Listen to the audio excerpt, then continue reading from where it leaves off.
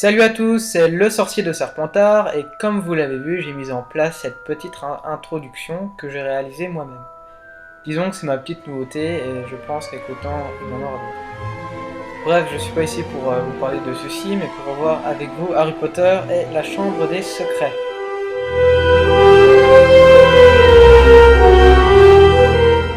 Donc dans le tout premier chapitre du livre, nous voyons Harry qui passe l'été chez les Dursley, où il ne cessera de s'ennuyer. De plus, il n'aura aucune nouvelle de Ron et de Hermione. Un beau jour, les Dursley vont recevoir des invités et Harry doit absolument rester dans sa chambre. Et dans sa chambre, il rencontre Dobby, un elfe de maison qui le met en garde, car Harry ne doit surtout pas retourner à Poudlard car il y a un complot. De plus, c'est Dobby qui a confisqué les lettres de Ron et Hermione à Harry, et Dobby va finir par faire punir Harry et celui-ci aura des barreaux à sa fenêtre. Mais un beau soir, Ron, Fred et George viennent chercher Harry avec la voiture volante de leur père. Direction le terrier, là où les Weasley habitent. Ils logeront Harry jusqu'à la rentrée, et peu avant la rentrée, les Weasley et Harry se rendent au chemin de traverse par le moyen de la poudre de cheminette. Mais Harry se retrouve dans l'allée des embrumes après avoir prononcé chemin de travers. Il fit ensuite Hermione, puis les Weasley, et ils se rendent chez Florrier-Bott où ils rencontrent Gilderoy Lockhart, je prononce très mal, le nouveau professeur de défense contre les forces du mal à Poudlard.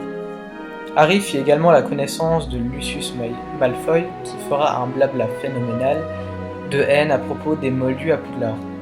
On peut voir également qu'il glisse un livre étrange dans le chaudron de Ginny, livre qui aura des conséquences dans le futur.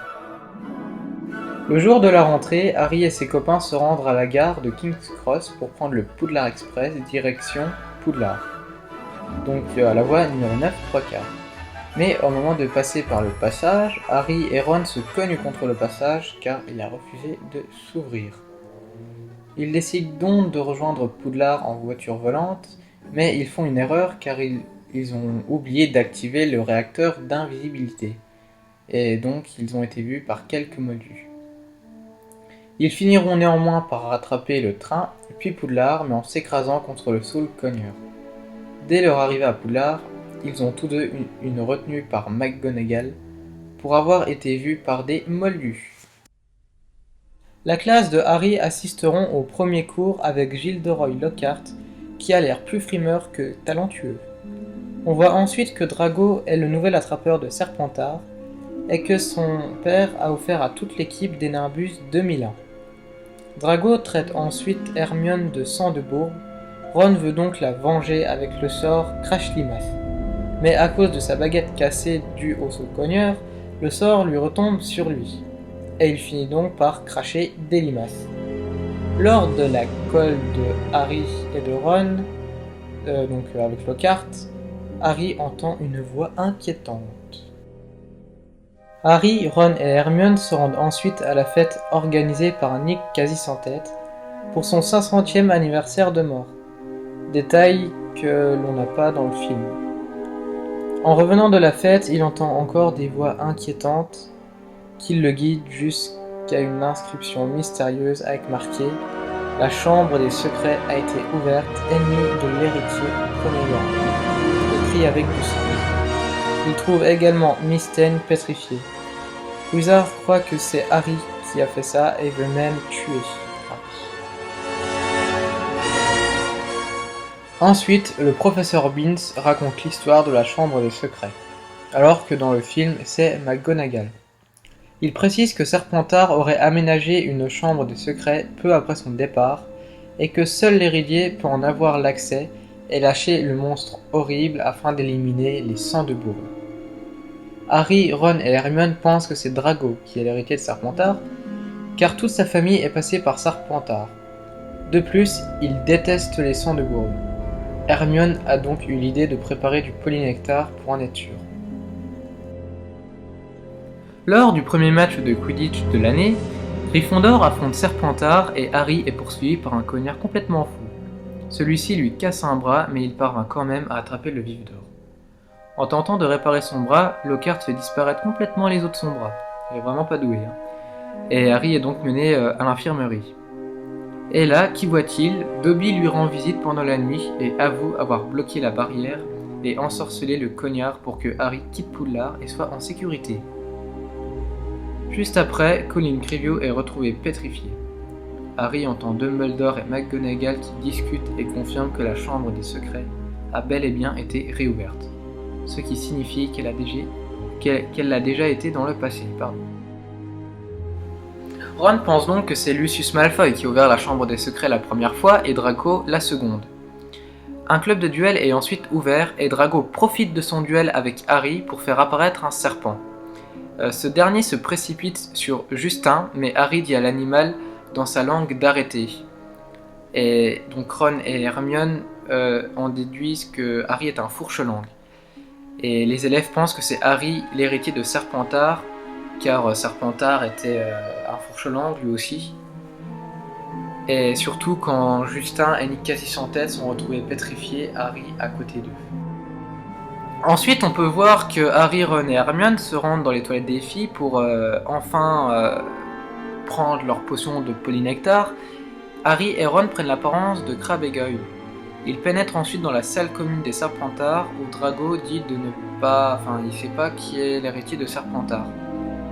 Mais que la première fois que la chambre des secrets a été ouverte, une sangle bombe est morte.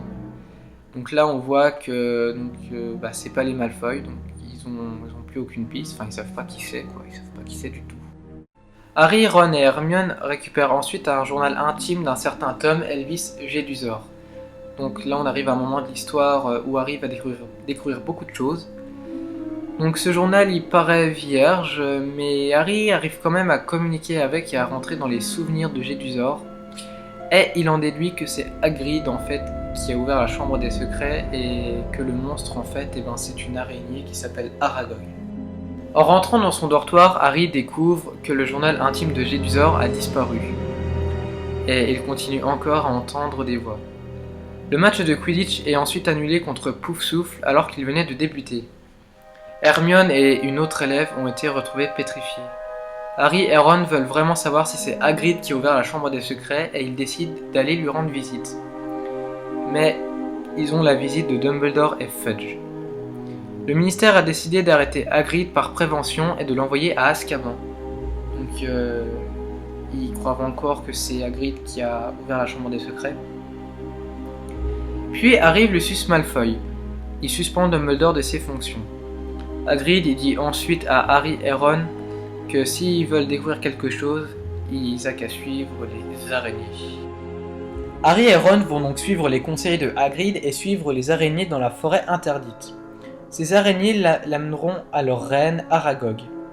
Et Aragog va en déduire que ce n'est pas Hagrid qui a ouvert la chambre des secrets et que le monstre est une créature que les araignées redoutent.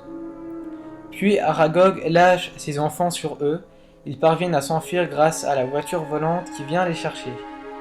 Une fois de retour au château, Harry pense que Mimi Géniard est peut-être la jeune fille qui était tuée dans les toilettes.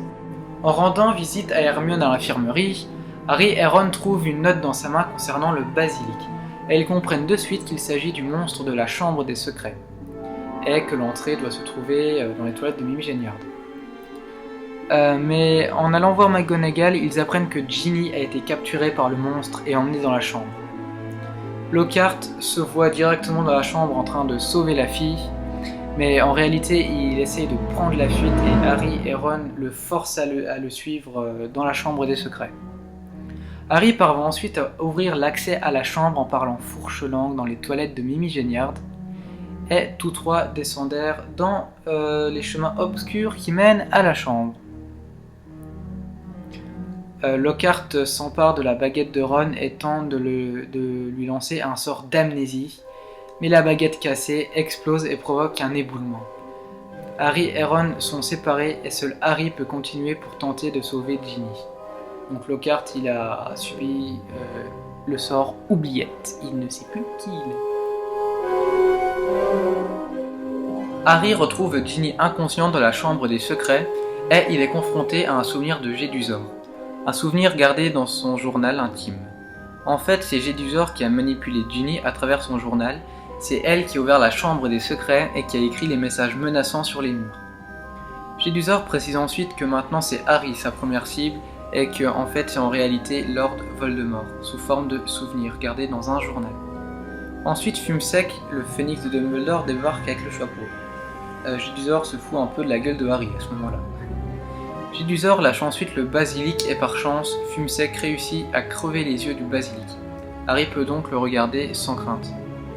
Harry ne sait pas comment il va faire pour battre ce monstre, et il trouve dans le chapeau une épée qu'il utilisera pour tuer le basilic. Mais Harry a retrouvé planté dans son bras un crochet du basilic qui a un venin mortel. Jedusor se vante car Ginny et Harry vont bientôt mourir. Mais Harry se dit que c'est pas un petit journal qui va le tuer, c'est qu'un petit journal après tout.